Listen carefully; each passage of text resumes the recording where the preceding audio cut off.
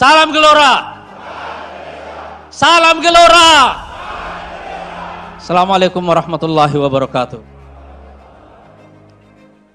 Saudara-saudaraku semua yang saya cintai, khususnya tamu kita pada malam hari ini, Pak Dahlan. Dari dulu sampai sekarang saya terus-menerus membaca tulisan Pak Dahlan, dan saya kira hampir kita semua di sini mengikuti tulisan-tulisan Pak Dahlan. Juga saudara-saudara saya dari DPN, dan ada Pak Fahri yang kebetulan juga ulang tahun hari ini.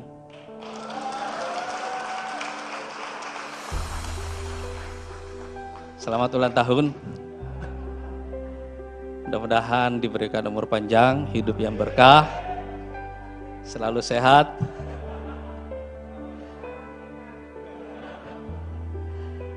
dan terus berkontribusi untuk Indonesia dan dunia insya Allah. Ada Pak Sekjen, Pak Bendum, Ketua MPN Ustadz Muzaffar, dan saudara-saudara sekalian, khususnya Ketua DPW dan seluruh Ketua-Ketua DPD juga yang hadir dari seluruh Jawa Timur pada malam hari ini. Ada Bu Rati juga dari DPN bersama saya dan beberapa ketua bidang lainnya. Saudara-saudara sekalian, dari dulu sekali saya percaya bahwa yang disebut pahlawan itu adalah manusia-manusia biasa yang berusaha melakukan pekerjaan-pekerjaan luar biasa.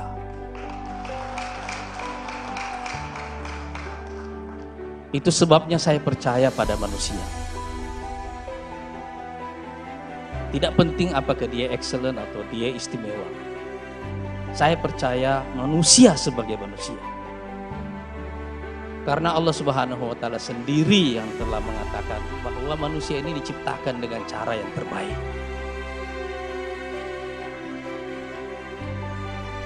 Dan dulu sekali saudara-saudara sekalian, ide tentang manusia ini ada pada para pemimpin.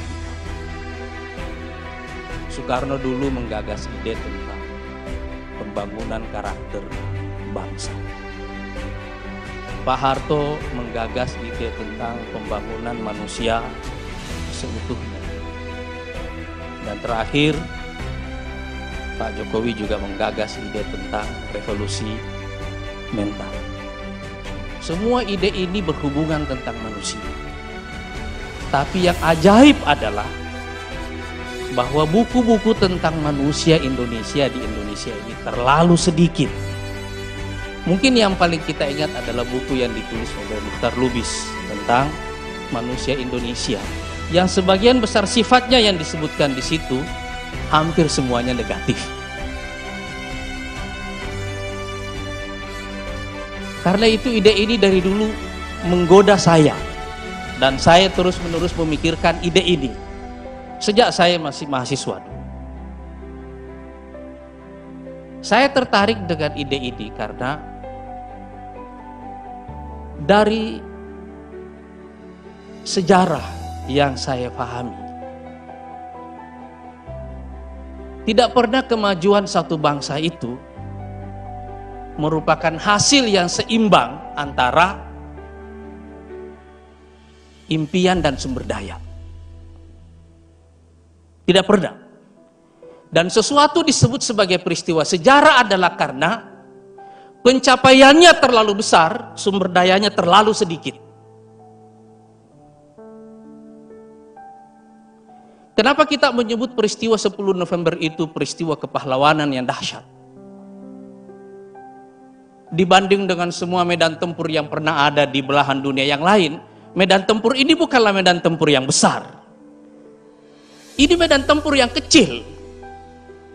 Tapi kita mengenangnya sebagai peristiwa penting, terutama karena kita adalah negara baru yang masih terlalu rapuh. Tapi dengan semua yang kita miliki, kita punya satu tekad. Sekali merdeka, tetap merdeka. Determinasi itulah yang kita tunjukkan di situ. Dan itulah manusia. Itulah manusia. Bung Tomo tidak punya banyak hal ketika beliau berteriak Allahu Akbar. Yang ada hanya semangat, tekad. Tentara-tentara rakyat yang dimobilisasi juga tidak punya banyak persenjataan untuk melawan. Tidak ada itu. Tapi kita sudah terlalu lama bertekad untuk menjadi manusia merdeka, menjadi bangsa merdeka. Dan itu yang membuat akhirnya kita mampu mempertahankan kemerdekaan kita. Sekarang ketika kita mengenang Hari Pahlawan ini, saya ingin menggarisbawahi makna ini. Bahwa seseorang disebut pahlawan itu karena dia melakukan peristiwa-peristiwa besar. Yang peristiwa itu melampaui semua sumber dayanya. Itulah makna kepahlawanan. Dan semangat kepahlawanan inilah yang ingin kita hidupkan kembali sebagai ruh nasionalisme baru Indonesia.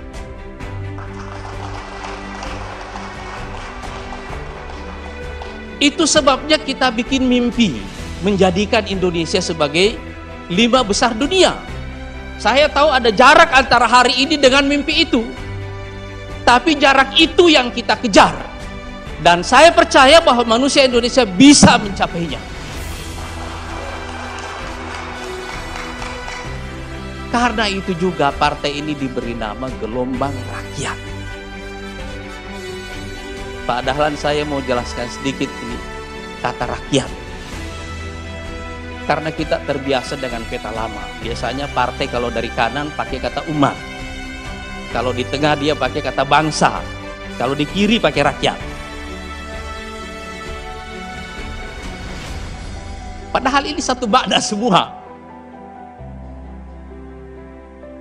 Yang tidak ada dalam bahasa Arab, kalau bangsa itu bukan bahasa Arab, tapi umat jelas bahasa Arab. Rakyat itu bahasa Arab. Dari kata ra'iyah. Ra'iyah itu dari kata ra'ayar'a, memelihara, merawat. Jadi ra'iyah itu sesuatu yang dirawat. Dulu ada di zaman Umar bin Khattab ada sahabat yang istrinya sudah tua, dia ingin menceraikan istrinya. Ditanya kenapa menceraikan istrinya? Dia bilang ya sudah tua. Tidak ada gairah lagi itu. Tidak ada gelora lagi gitu. Kata Umar, "Idzan fa aina ri'ayah?" Kalau begitu di mana makna pemeliharaan?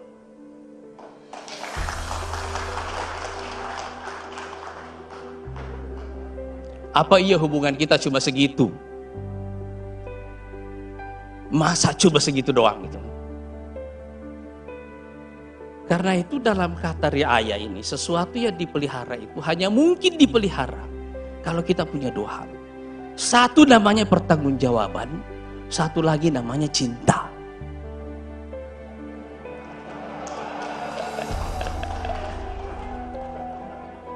Makanya Rasulullah SAW mengatakan, ini akar katanya, kullukum ra'in. Setiap kalian adalah perawat.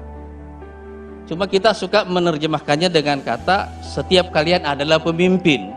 Wa kullukum mas'ulun an ra'iyatihi. Dan setiap kalian akan dimintai pertanggungjawaban akan sesuatu yang dia pelihara. Di dalam hadis ini Rasulullah mengembalikan makna pertanggungjawaban itu kepada individu dan bukan kepada kelompok saja, tapi kepada individu. Ini berarti bahwa setiap kita bertanggung jawab dengan sejarah kita sendiri, paling tidak hidup kita sendiri. Dalam makna pemeliharaan, cinta dan pertanggungjawaban itulah kita menggunakan kata rakyat sebagai nama partai ini. Karena kita ingin menjadikan seluruh rakyat Indonesia menjadi perawi bagi sejarahnya sendiri. Merekalah yang bertanggung jawab untuk menulis sejarah mereka sendiri. Dan saya tertarik tadi yang dikatakan oleh Pak Dahlan tentang 100 juta orang yang sudah sejahtera, yang boleh jadi cara berpikirnya jauh lebih maju dari negara. Kita mengerti betul ini. Dan inilah salah satu ciri yang saya sebut sebagai ciri manusia Indonesia di gelombang ketiga.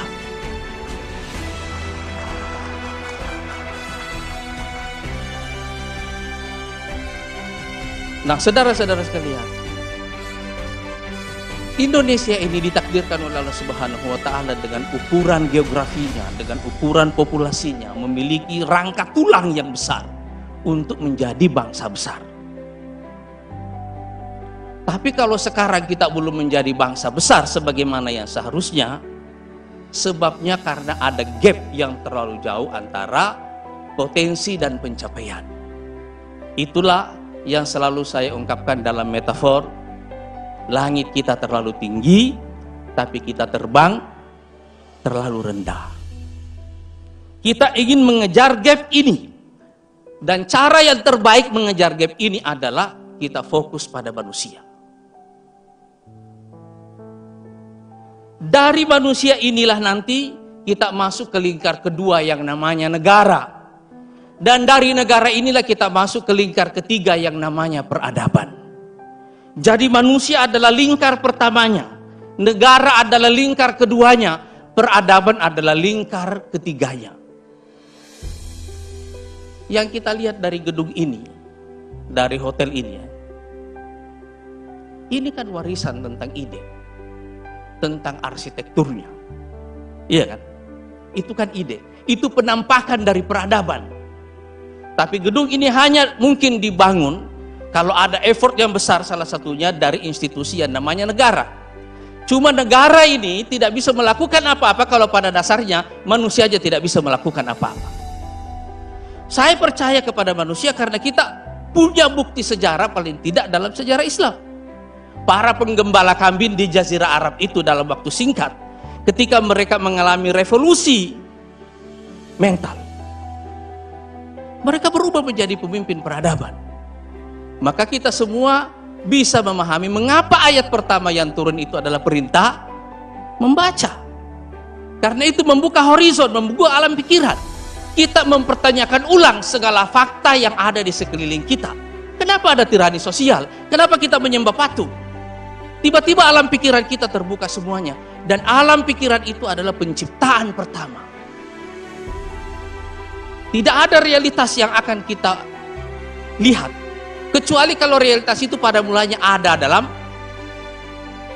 pikiran kita. Kalau dia ada dalam pikiran kita, baru dia akan berkembang menjadi realitas. Karena itu dulu Imam Ghazali mengatakan, yang disebut akhlak itu adalah, atau kepribadian itu adalah tindakan yang dilakukan oleh manusia tanpa melalui proses berpikir.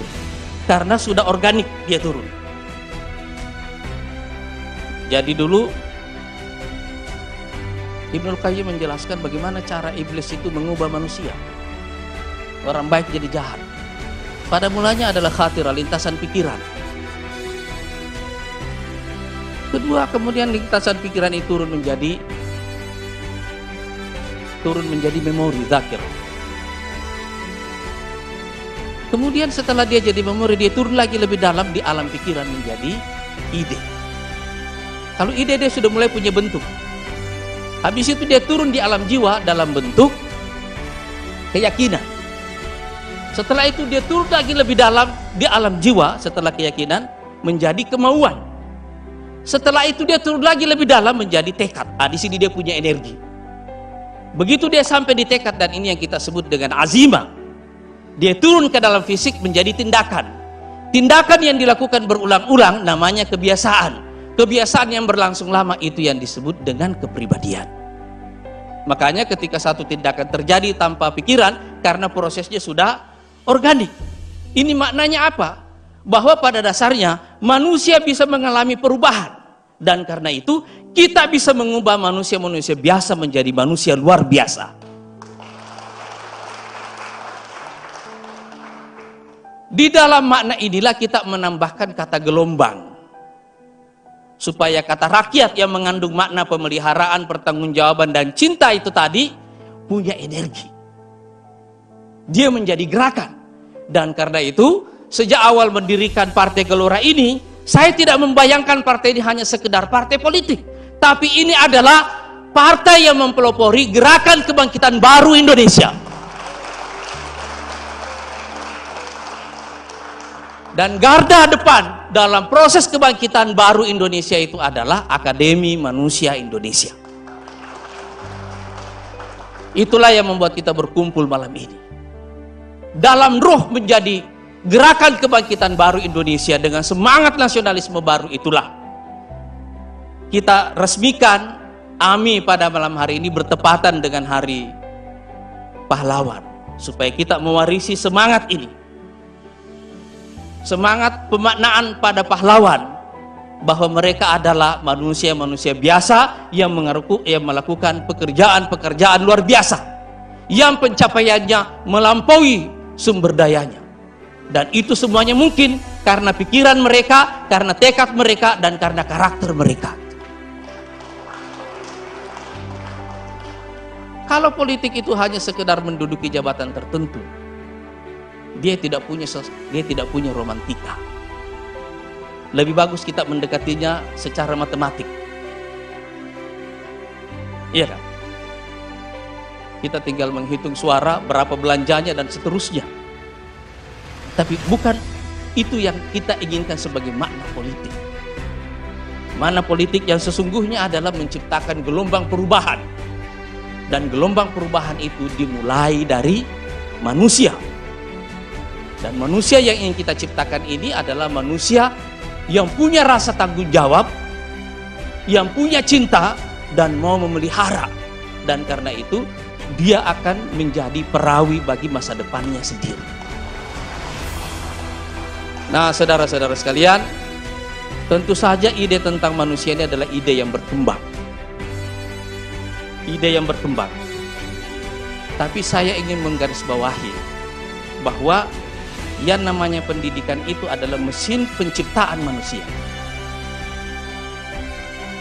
Yang namanya pendidikan, pengkaderan itu adalah mesin penciptaan manusia. Dan karena itu ide tentang manusia ini adalah ide yang dinamis, dia berkembang. Karena yang menentukan ide ini pada dasarnya adalah bagaimana menjadikan manusia itu memiliki dua kriteria. Yang satu adalah kesalehan, dan ini hubungannya vertikal. Yang kedua adalah relevansi. Relevansi ini menyangkut waktunya, zamannya, tantangannya, situasinya, tempatnya. Jadi kesalehan dan relevansi inilah yang ingin kita bangun di sini.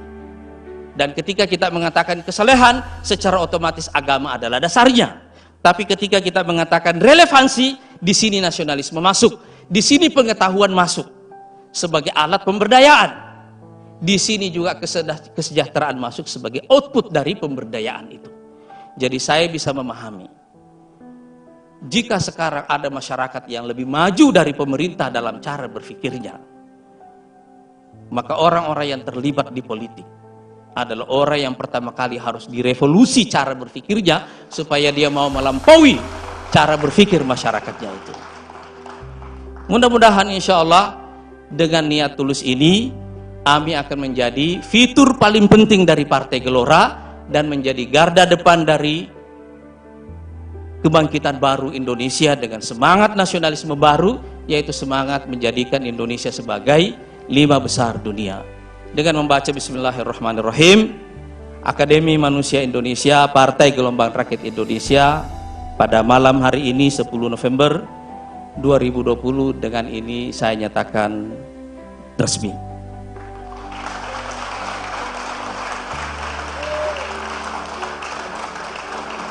Salam Gelora! Salam Gelora!